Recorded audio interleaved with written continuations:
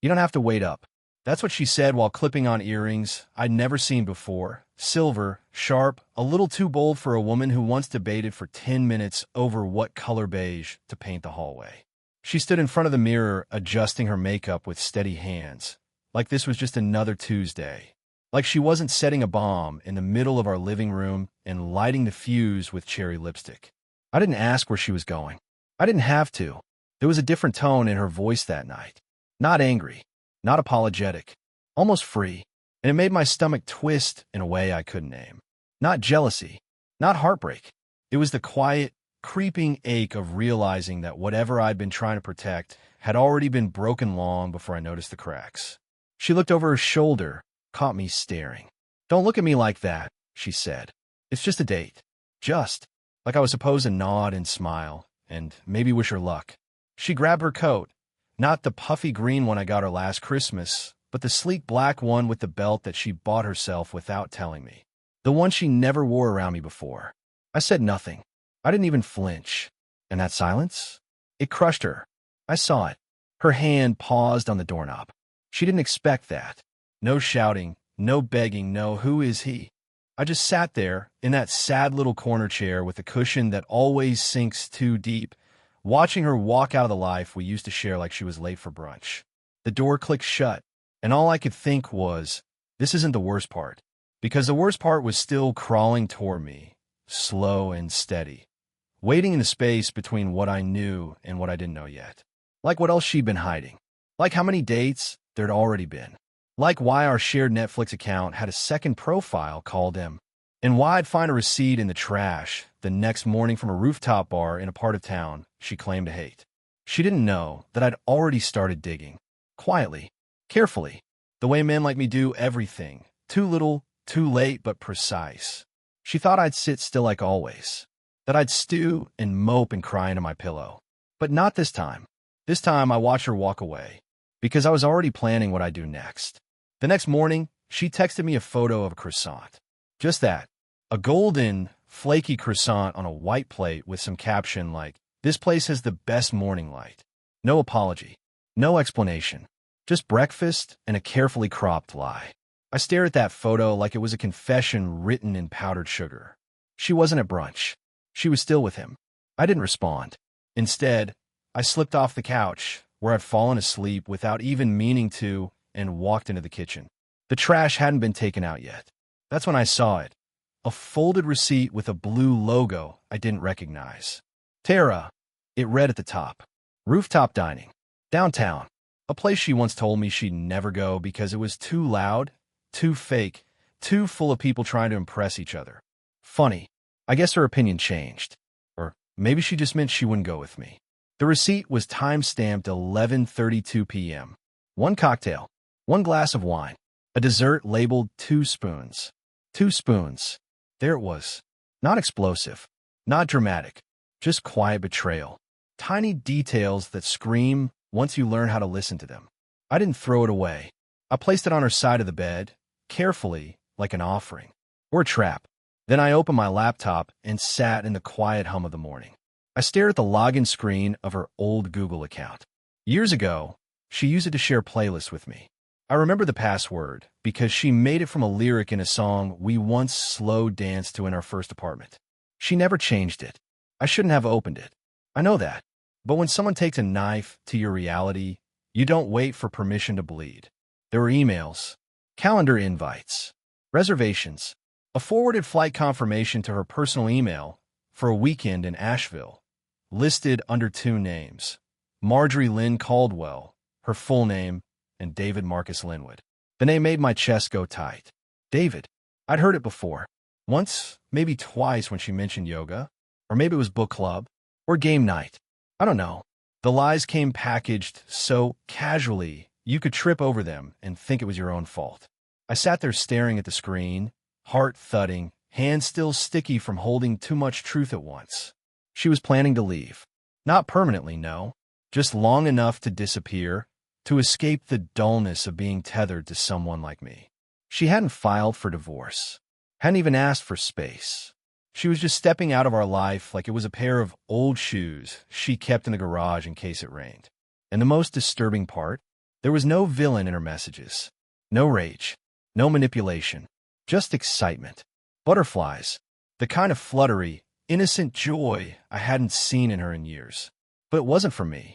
She had already walked out once, but she didn't know I was already gone. Something inside me had detached.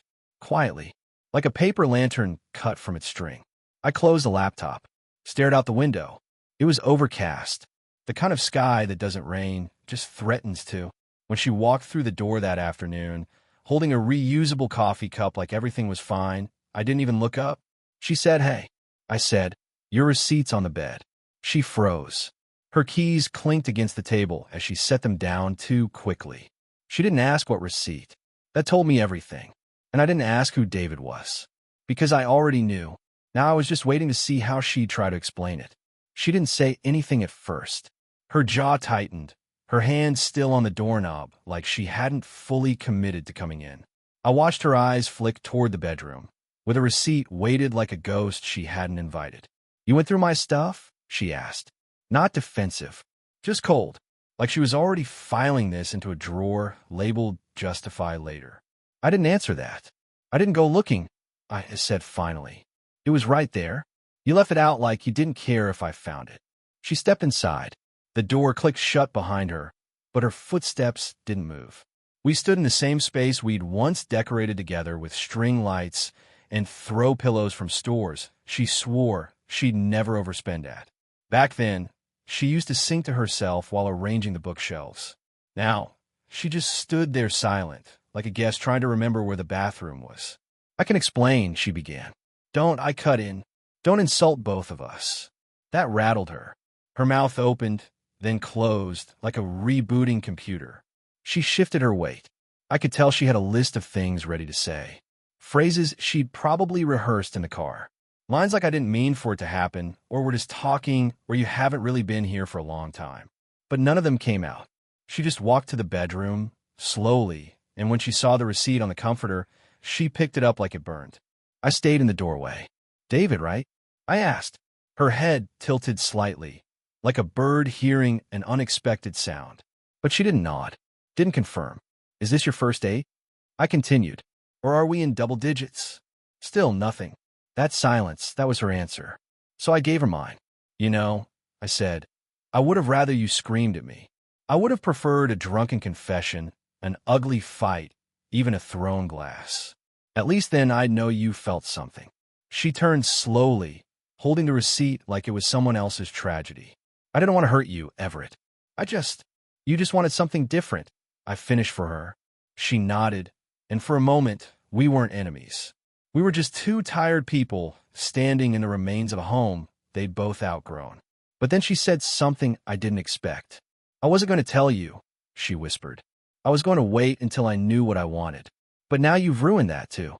That word, ruined, it stuck in my brain like glass in a tire. She wasn't apologizing. She was accusing me of interrupting her process. Like I'd crashed a party I wasn't invited to, despite being the one who paid for the damn venue. "So I'm the problem," I said slowly, letting the weight of it sink into the room. "I didn't say that, but you meant it." She sat on the edge of the bed, receipt crumpling in her hand, her shoulders hunched like a child caught lying about candy. "It's not that simple, Everett." "No," I said, "it's exactly that simple. You're with someone else. And I was supposed to keep folding laundry and acting like you were just out late with friends." I watched her crumble in slow motion, piece by piece, until there was nothing but the shell of the woman I once knew. The same woman who now had flight tickets to Asheville with a man who probably didn't even know what my name was. But what she didn't know yet was that I had more than a receipt. What I had, what I was about to reveal, would change the entire narrative. Because I wasn't the only one she'd underestimated. David wasn't who she thought he was. And thanks to one dumb mistake, I now had proof that she wasn't just cheating on me. She was being played, too. And I was about to let her find that out the same way I had, without warning. She didn't notice my phone was in my hand the entire time. While she sat on the edge of our bed clutching that receipt like it meant anything anymore, I was pulling up screenshots I'd taken the night before, not out of spite, but because something didn't sit right with me about David Marcus Linwood. After she'd fallen asleep on the couch 2 nights earlier, wine glass in hand, still wearing makeup, phone buzzing nonstop. I'd taken her device from her lap. She didn't even flinch. I didn't go through messages right away. I just checked the call history. I knew what I was looking for. I wasn't expecting what I found. The number listed under D didn't belong to any David Linwood. It belonged to a corporate registry for a marketing firm called Silver Echo Group, based in Chicago. That didn't make sense. She told me David was local, that he taught yoga at a studio 3 blocks from her office. But the number she called 5 times a day was connected to someone else entirely, and the registered account holder wasn't David. It was Melissa Linwood. That changed everything. I didn't confront her immediately because I needed context, and I got it from someone who owed me a favor, a guy named Callum who'd done freelance cybersecurity work for me when I was helping my cousin recover a stolen domain. He still had access to a few quiet tools. Nothing illegal, just enough to find out that David Linwood was a composite identity, a social media ghost with photos pulled from modeling agencies and lifestyle blogs. No public records, no tags, no real digital trail. The man my wife thought she was seeing? He wasn't real. He was a mirror, a scam. And now I sat across from her, in the same room where we'd once picked out curtain colors, holding this loaded truth like a live wire. She looked up from her knees. "I just need time," she murmured. "I don't know what to say to you, Everett." "You don't have to say anything," I replied calmly. "But you should listen very carefully to what I'm about to tell you." She tensed. I could see her chest rise and fall faster now. I leaned against the wall near the window, the light casting half my face in shadow, and said, "David isn't who you think he is. In fact, he's not David. He's not even in this state." Her confusion was instant, visceral. "What are you talking about?" I showed her the phone. First, the registry, then the address, then the photo of David on a different website under a different name, some influencer post about hiking shoes from 4 years ago. She didn't blink. She didn't breathe. Her hand slowly covered her mouth. Then came the final blow. "Callum checked the metadata in the messages," I said. "You weren't texting one man. You were messaging an automated conversational front. Whoever's running it probably watched you from the start, filtered you through an algorithm, and crafted responses just good enough to make you think someone finally saw you." She dropped the receipt. "No," she whispered. "No, that's not possible.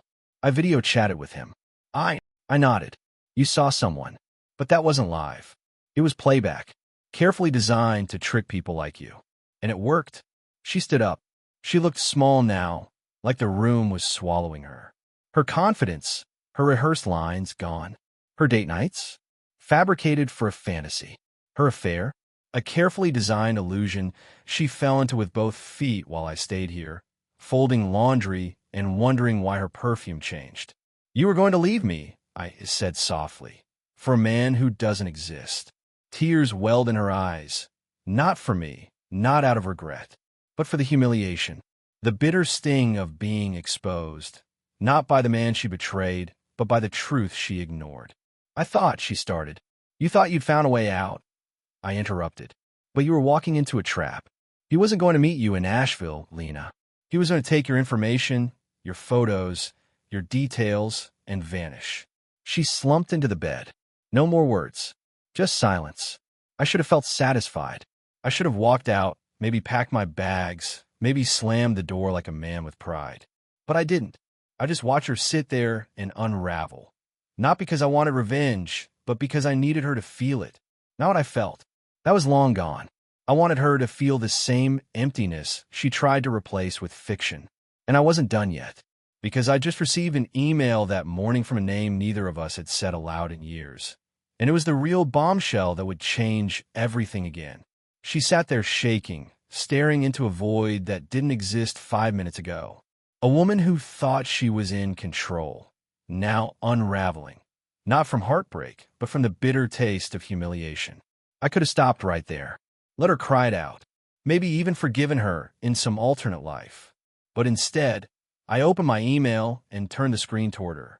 "You remember Jules Vardon, don't you?" I said casually.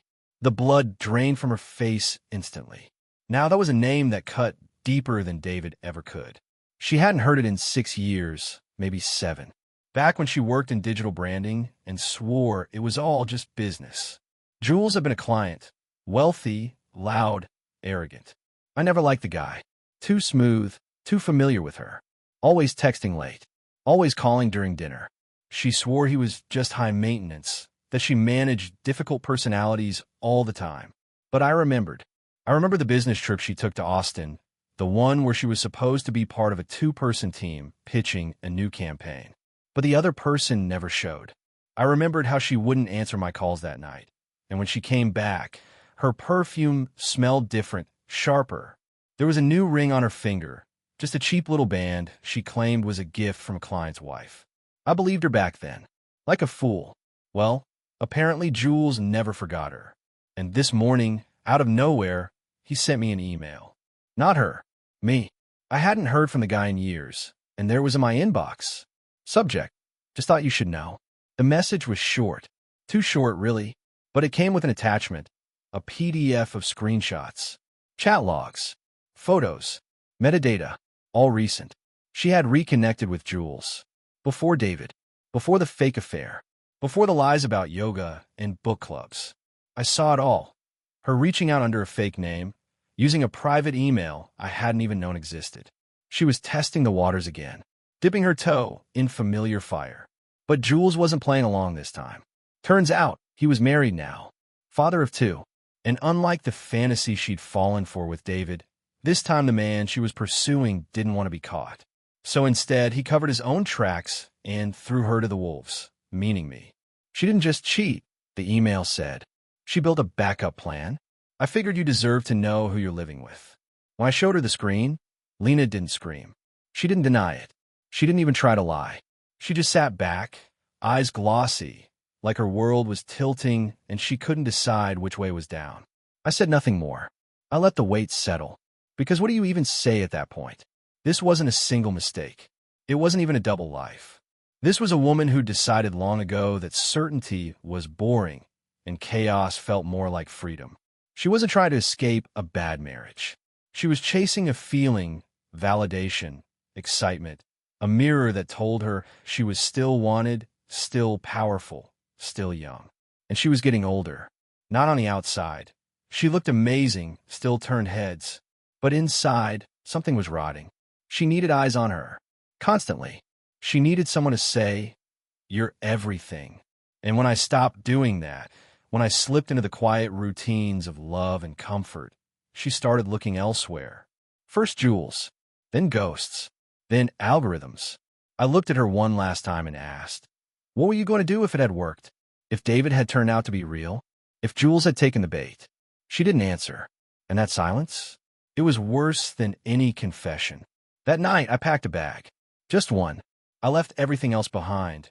Not as some dramatic gesture, but because I didn't need any of it. The version of me she betrayed? That man was staying in this house. The one walking out? He had nothing left to lose. But right as I opened the door, she finally spoke. Everett, her voice cracked. What are you going to do? I turned to her slowly. Nothing. And that, I knew, was the one thing she couldn't handle. The idea that I wasn't going to yell, beg, threaten, or even fight. That I was just gone. But what she didn't know was that I had one more truth to drop, and I was saving it for the right moment. Because the real twist, the one that would shatter her carefully constructed reality forever, was still coming. I didn't go to a friend's house. I didn't crash in a motel. And I sure as hell didn't sleep in my car.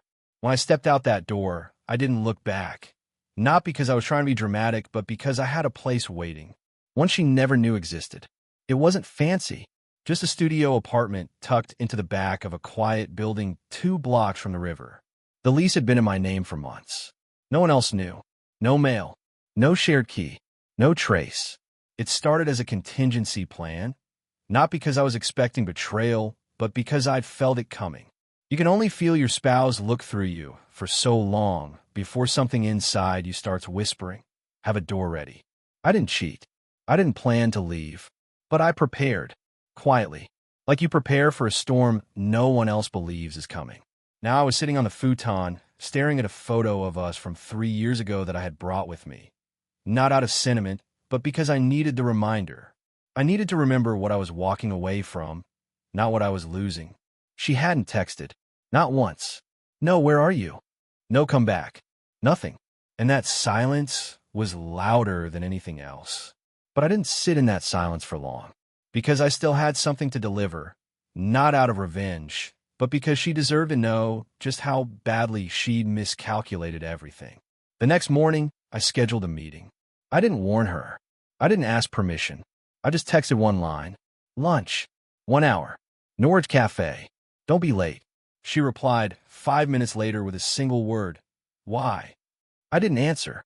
And when she walked in, 20 minutes late, of course, I was already seated, black coffee in front of me, envelope on the table. She wore sunglasses indoors. Her hair was pulled back like she hadn't washed it. There were smudges under her eyes that no concealer could hide. She sat down slowly, glancing at the envelope like it might explode. What is this? She asked. I slid it forward. Proof. She didn't touch it. I'm not playing games, Everett. I'm not either. Finally, she opened it. Inside was a printed thread of messages. Ones I'd intercepted through her private email, one she never knew I saw. Not to Jules. Not to David. To another man entirely. One she hadn't even met in person yet. They were graphic in tone, weirdly poetic, full of flattery and false memories.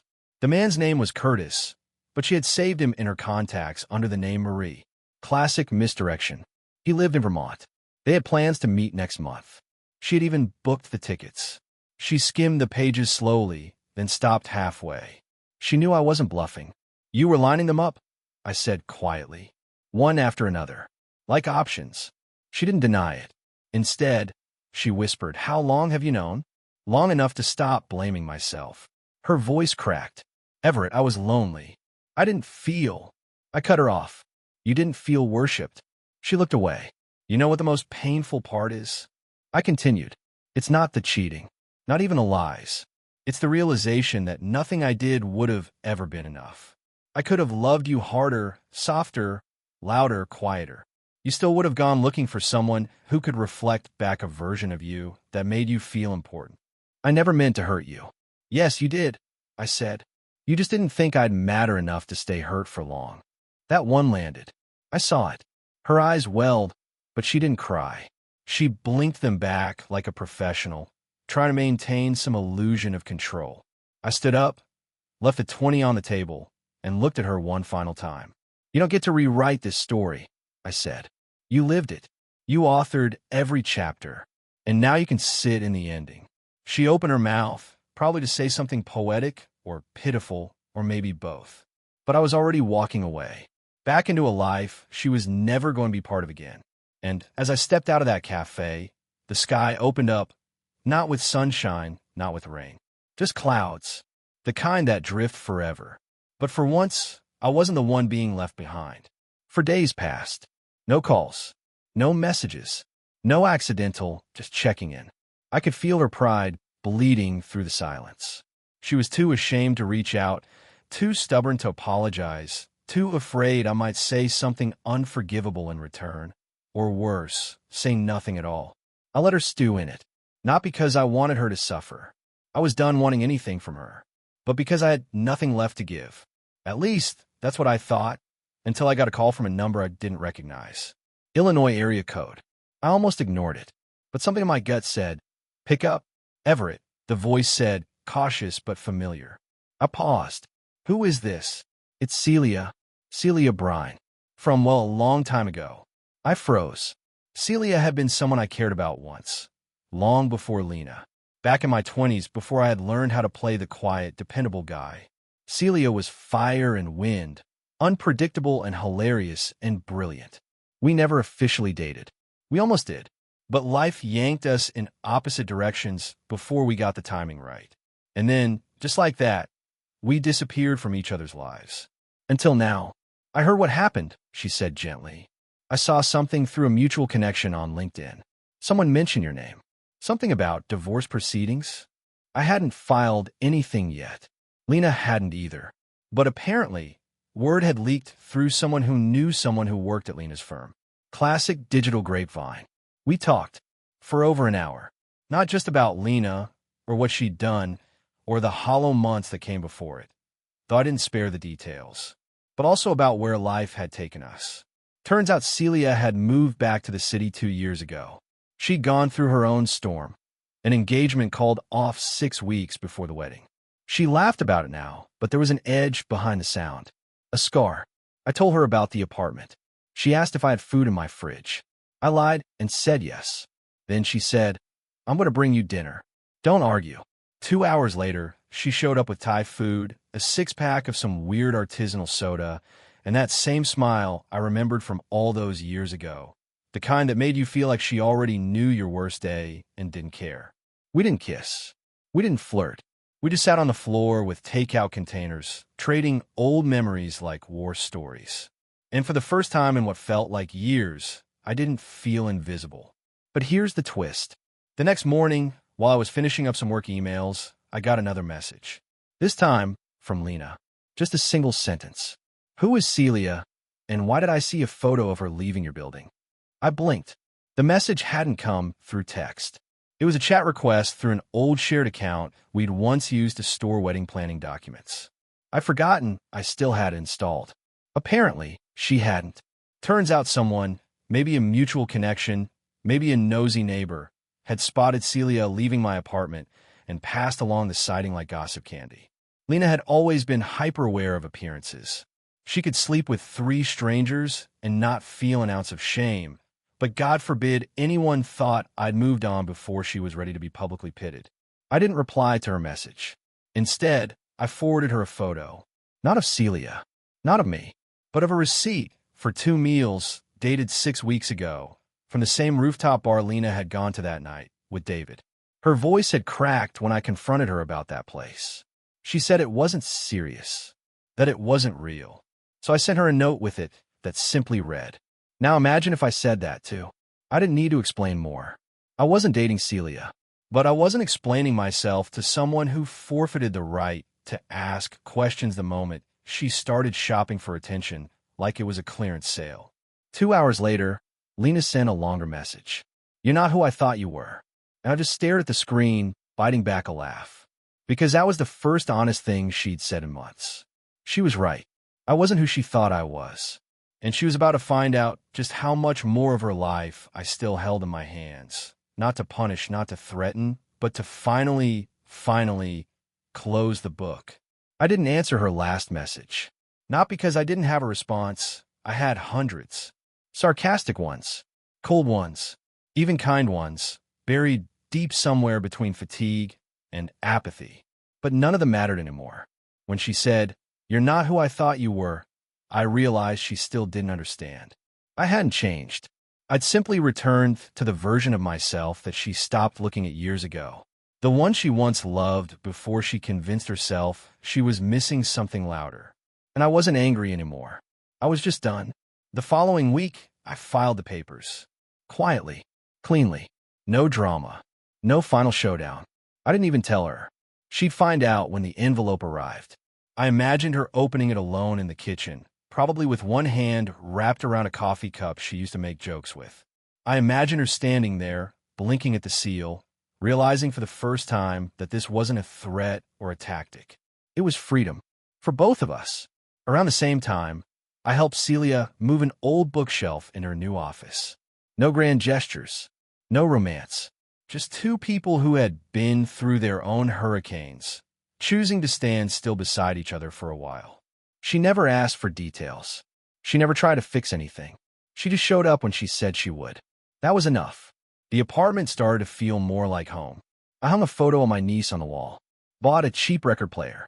I found myself humming again in the morning while making coffee, something I didn't even realize I'd stopped doing.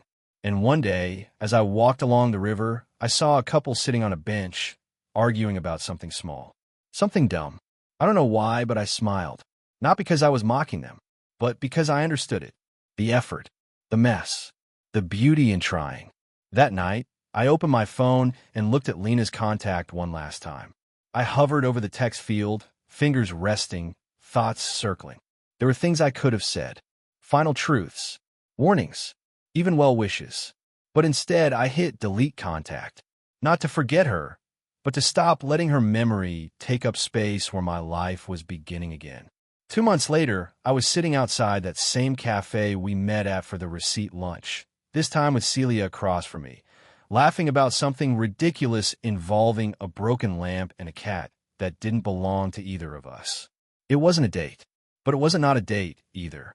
And for the first time in a long, long time, I didn't feel like a man who had been betrayed. I just felt like a man who had finally walked out of the fire and didn't need to look back to prove he'd survived it.